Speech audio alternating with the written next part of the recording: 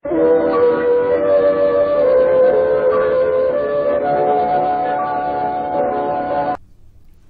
assalamualaikum Sobat Meng. Kali ini aku akan bercerita mengenai guna-guna darah mens. Ini cerita dari pengalaman pribadi temanku sendiri, yang jadi korbannya hingga kehilangan harta benda. Sebelumnya aku sudah meminta izin dari narasumber dan nama disamarkan. Oke guys, gak usah berlama-lama lagi, langsung aja kita dengerin ceritanya.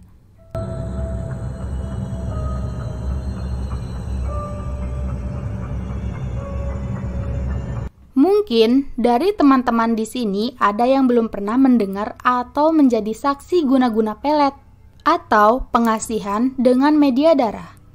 Namun, bukan sembarang darah yang digunakan.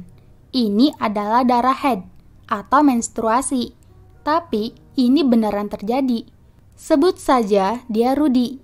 Dia memang dikenal oleh teman-teman dan lingkungannya sebagai seorang lelaki yang kaya. Dari pekerjaannya, Rudy berkenalan dengan seorang perempuan yang ternyata menjadi penyebab dari semua permasalahan yang menimpanya. "Rud, siapa lagi ini yang kamu bawa?"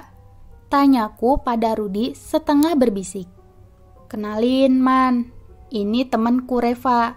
Dia berasal dari daerah timur," jawab Rudy dengan malu-malu. "Perasaan kamu sudah punya pacar?"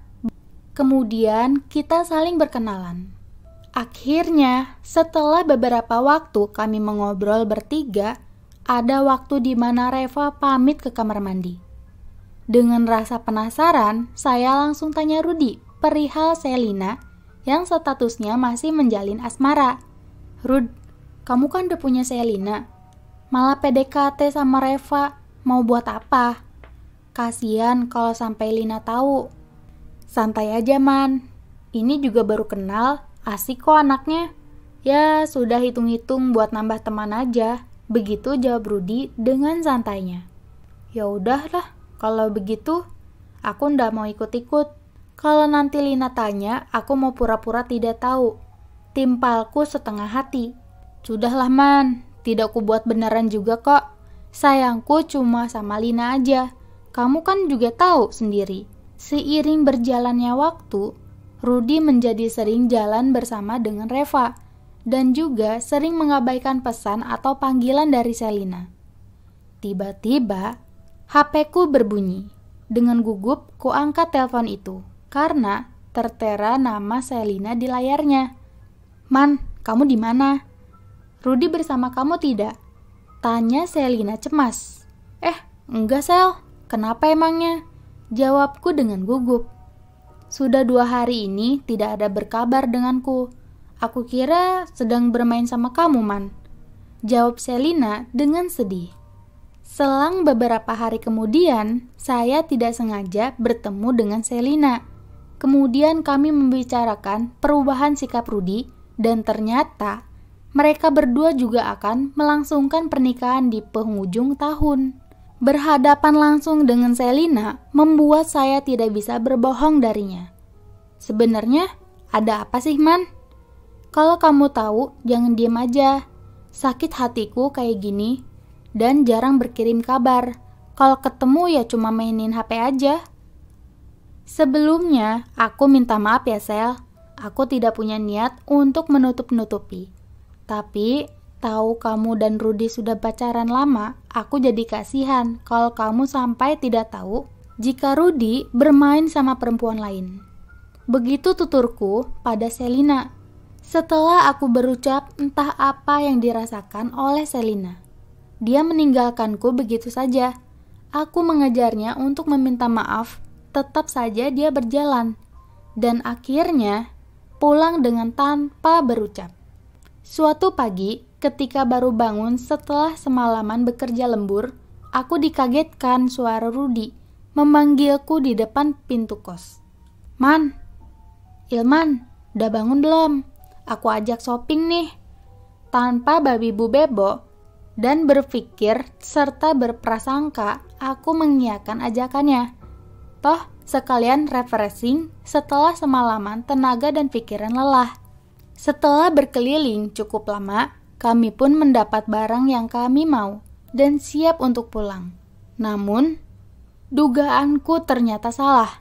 Rudy tiba-tiba berbelok di sebuah toko perhiasan. Dengan rasa penasaran, aku pun bertanya kepadanya, "Mau cari apa, Rudy, di sini?" Rudy hanya tersenyum dan memilih perhiasan yang cukup lumayan. Semenjak saat itu, aku sering mengantarkan Rudy mencarikan barang yang setiap aku tanya buat siapa dan untuk apa, dia pasti bilang kejutannya untuk yang teristimewa. Tidak ada pikiran aneh pada waktu itu.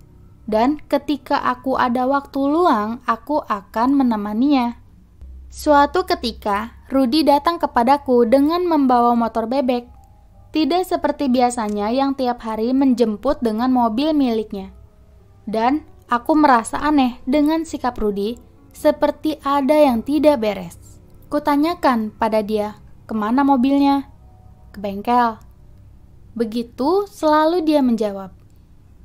Ketika kami mengobrol pun pandangan matanya juga sering kosong dan melamun, bahkan sering linglung di saat-saat tertentu.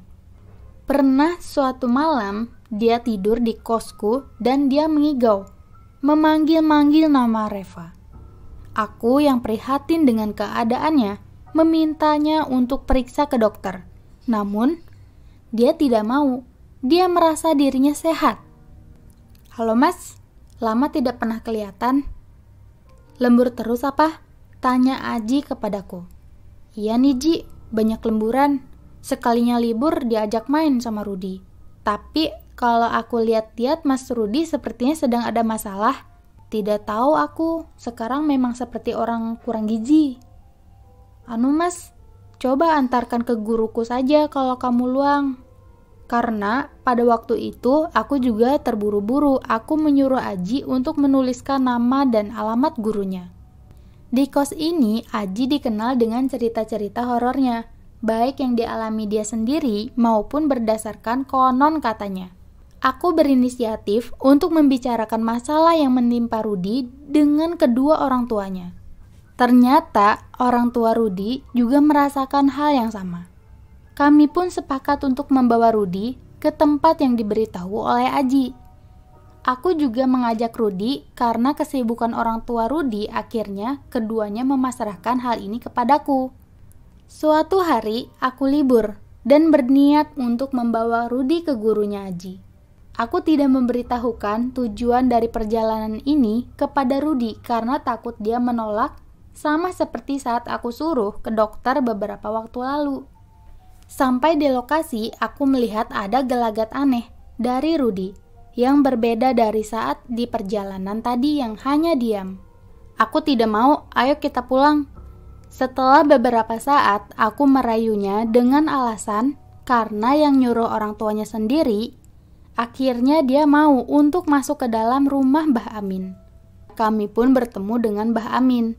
Beliau ramah dan entah kenapa, karena apa beliau selalu melihat tembok di belakang Rudy.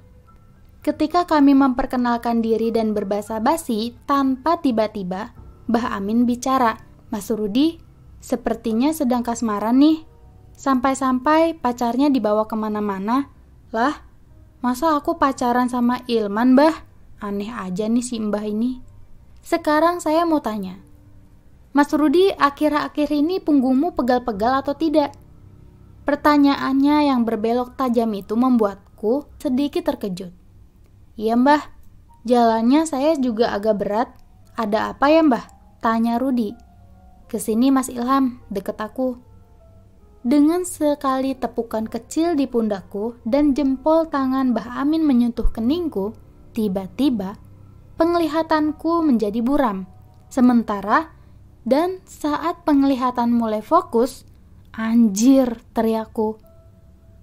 Sesosok makhluk hitam besar dengan mata mengeluarkan darah dan lidah yang menjulur keluar, tepat berada di punggung Rudy, menggelantung di wajah hingga kaki Rudy. Lidahnya menjilati kepala Rudy. Aku merinding melihat sosok tersebut dan memohon Mbah Amin untuk segera menghapus mata batin yang dibuka. Setelah aku menenangkan diri, Mbah Amin mulai menjelaskan apa yang terjadi dengan Rudy. Ini darah mens. Pelet darah menstruasi perempuan, kata Mbah Amin. Aku tidak habis pikir dan hampir tidak percaya dengan hal yang menimpa Rudi. Temanmu harus dinetralisir, tapi ada dua kemungkinan. Kalau kuat imannya, dia bakal bisa menjalani, tapi kalau tidak, dia akan gila, kata Mbah Amin. Kemudian Rudi dibawa ke ruangan khusus yang ada di rumahnya Mbah Amin. Ini temanmu, sudah saya netralkan, tapi tolong dijaga dengan baik dan harus sabar. Singkat cerita, aku dan Rudi pulang ke rumah Rudi. Sesampainya di rumah Rudi, aku ceritakan semua yang terjadi kepada orang tuanya. Dan mereka shock mendengar ceritaku. Mobilku hilang, Cuk. Mobilku hilang, Cuk. Kata itulah selama hampir 3 bulan ku dengar dari mulut Rudi. Berbagai terapi dilakukan untuk kesembuhan Rudi. Kerabat dekat, teman-teman sahabat Rudi pun ikut mendukung dan membantu menenangkan Rudi.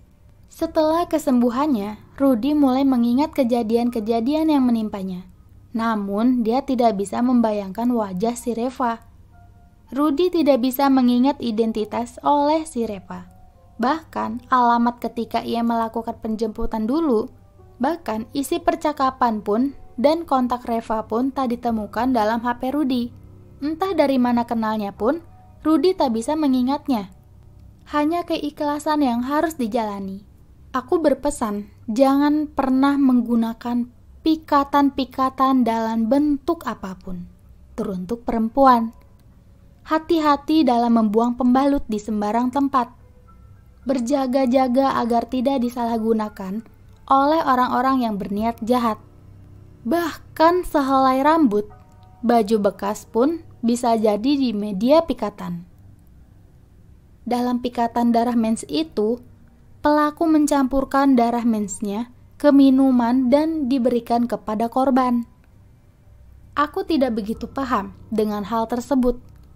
Namun ada mantra-mantra yang harus dibicarakan sebelum disuguhkan kepada si korban. Selalu waspada dan berdoa semoga dijauhkan dari hal-hal yang berbahaya. Gimana guys, ceritanya serem gak? Kalau kalian suka video ini jangan lupa di like ya. Sampai jumpa di video selanjutnya.